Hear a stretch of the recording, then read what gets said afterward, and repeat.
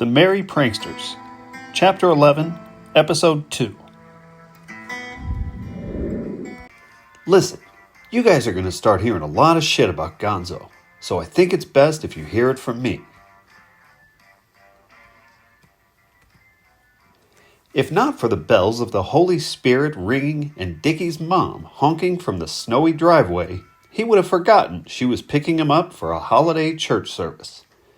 The moment Dickie told Gonzo, "Dude, if I gotta go, you're coming with me," he snaps an epic photo of Gonzo flipping off the camera with that classic Gonzo smile.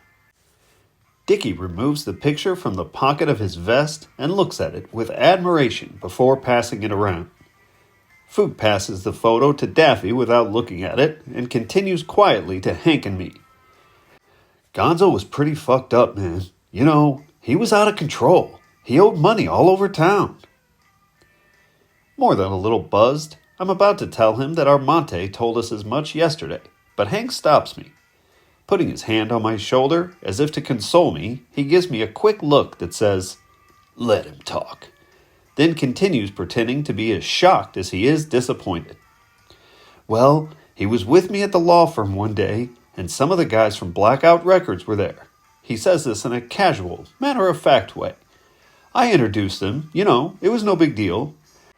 They mentioned they were there to review a contract we'd drawn up for the Hollywood Buskers and, well, Gonzo, he started running his mouth, saying the Buskers were a shit band and the Pranksters were going to be the biggest band in the world and all that. Fookie shook his head.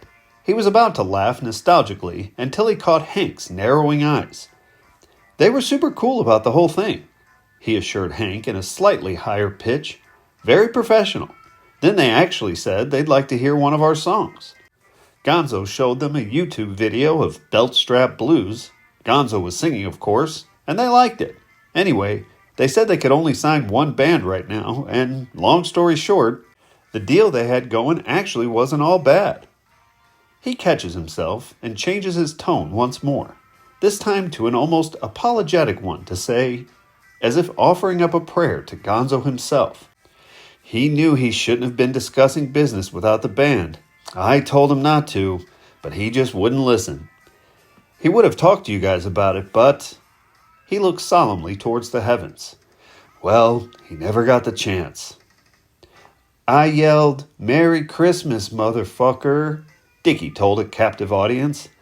"Gonzo said, 'Bah humbug,' and we both got in my mom's car." Wiping a single tear from his cheek, Daffy added, "Yeah, what a great fucking Christmas tree." Interrupted by the laughter of Daffy's conclusion to Gonzo's Christmas carol, even Blair allowed herself to crack her first smile of the day. As the sound of glee is once more drowned out by the sound of raindrops falling on the headstones, Daffy seizes another moment by saying, "That motherfucker lived for holidays. Remember him swinging from the chandelier on the 4th of July? I think you guys were playing at the Rusty Hook or something." Laughter turned to a guilty snicker after Gonzo's dad, Julio, walked by and quietly mentioned that the ceremony was about to begin. Standing around in the gray cemetery, leaning against the gray pillars, the sound of the rain falling lightly on the dirt, seeping into the ground, is as splendid a metaphor for the cycle of life as the great death swirling all around us. Silence filled the air as much as the mysterious smell of lingering menthol when suddenly a quiet voice broke the silence from behind the gazebo. "That reminds me of an old story I once read." Blair lifts her head. Sitting in her black skirt and high-heeled shoes, hugging her knees, she takes a shallow breath and dabs at her eyes before softly continuing. "Once there was this scorpion walking through the desert when he came across a wide and choppy river." She stops, glances up at Val, who reassures her with her compassionate eyes. "Now the scorpion, he couldn't swim, so he felt hopeless. He just felt so hopeless." Pausing to stop herself from breaking down, she continues telling the fable of the naive frog that hopped up to the river and the crafty scorpion who asked for a lift. The frog protested, but the scorpion was nothing if not cunning. "If I sting you, you'll sink to the bottom. Then I'll die too," said the scorpion to the frog. There was a silence that only the graves could hear when she reached the ominous climax, where the Pollyannish frog, who believed the scorpion was capable of change, acquiesced. "Well, hop on." Halfway across the wild river, the scorpion did what it was always going to do and whipped its venomous tail around to sting the frog right in the web of his foot.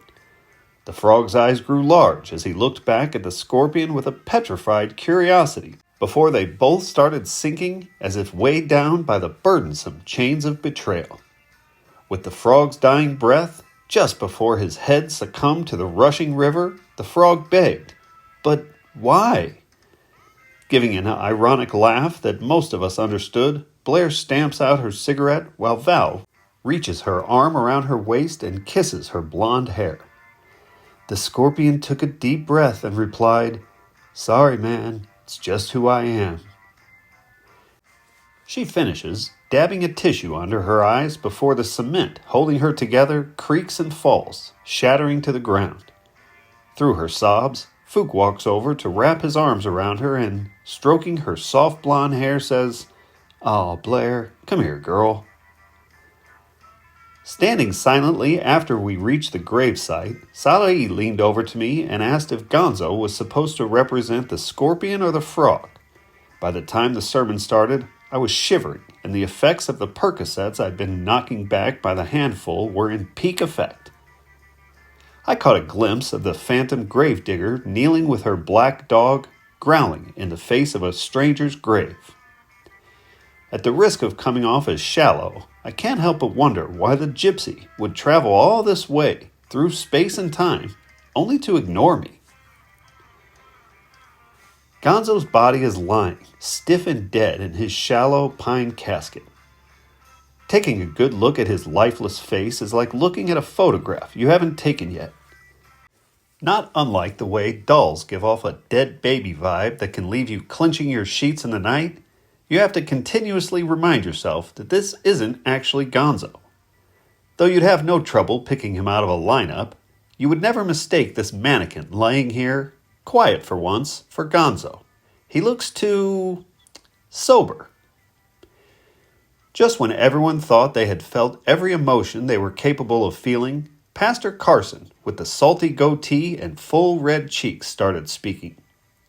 He spoke kindly when he suggested that we need not fear death. "You don't have to go chasing after it either," he says, giving the charcoal-colored casket a rehearsed side-eye. After a respectful laugh, he goes on to explain that you can face death without fear if you think about life in a more seasonal way. He waves his hands at the dull autumn leaves all around for effect. He talks about the world as a crude place full of material possessions that, if we could learn to stop clinging to so desperately, we could find ourselves really going somewhere. He reads, "There is a place right on the edge of madness where you can start to erase the line between the real world and the heavenly realm." As he's reading, the wind picks up, sending the pages of his Bible fluttering about. "If you can begin to think of life like a flowing river, as fluid, it's possible to think about life and death not as a prison sentence that we must endure, but more like a wondrously tragic dream that you get to keep waking up from into the next dream." A stern look of urgency falls over his face as the snare of light sprinkling drizzle turns to a slow, pounding bass drum.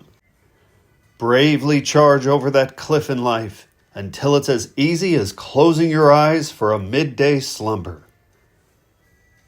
Sitting between Blair and her husband in the front row, Miss Gonzalez dabs away a falling tear that only a grieving mother can shed.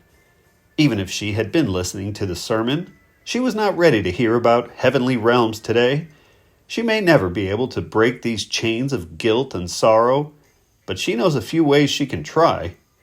On her right, his thick hand wrapped in hers, Julio sits straight with his shoulders held back, but behind his stoic facade, a father weeps for his son.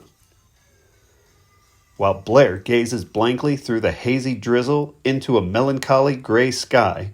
Barnes and Armante have conjured enough respect not to strike up a debate over free will. They know this isn't the first or last time they'll have to suit up this early on a Sunday morning, and they're not blind to the stakes of this game we're playing. I overhear Fook lean over and whisper, "We just have to play it cool," to Hank, inhaling a deep breath and slowly exhaling with a subtle sigh of relief, as if with the lowering of this casket, all of his sins have been forgiven. "You just have to steer clear of the Irishman and his lackeys. Those motherfuckers are out to get us. Let me work some magic on Horace and in the media, but don't worry. I'll straighten this out with the guys from the label." Behind thick, dark sunglasses, Hank looks unbearably forward and says something inaudible to Fookie that feels like an inquisition. I don't know about Dickie or Hank, but the hardest part about this day for me is bearing this cross of deceit, continuously repeating to strangers as well as friends what I know to be a less than honest and overly rehearsed tagline about Gonzo's death, and convincing myself that I'm not completely full of shit when I tell myself, we keep band shit in the band.